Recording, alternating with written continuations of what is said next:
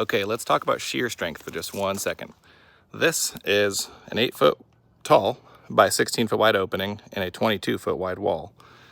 So most of the wall is opening, and there will be a second story and a roof on top of this thing.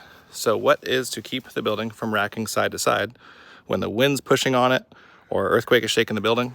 Well, shear strength. In California and in most other places, I think, you have to have some type of shear.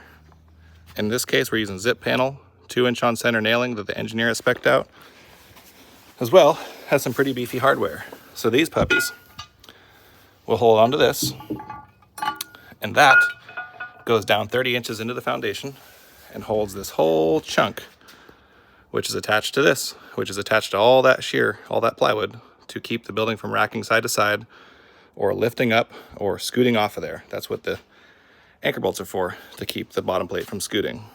It's pretty crazy to see buildings that are in different places, and sure, they can get away with it, but it's scary to see places where they don't have the same type of codes. And yeah, they don't have the same type of issues, but in some places you can get away with putting basically a cardboard layer on here that I don't know that there's any real strength to it, but you're allowed to do it. But here in California, especially on the coast, where there's all kinds of storms and earthquakes and all that, they're pretty overkill, but I think it's appropriate.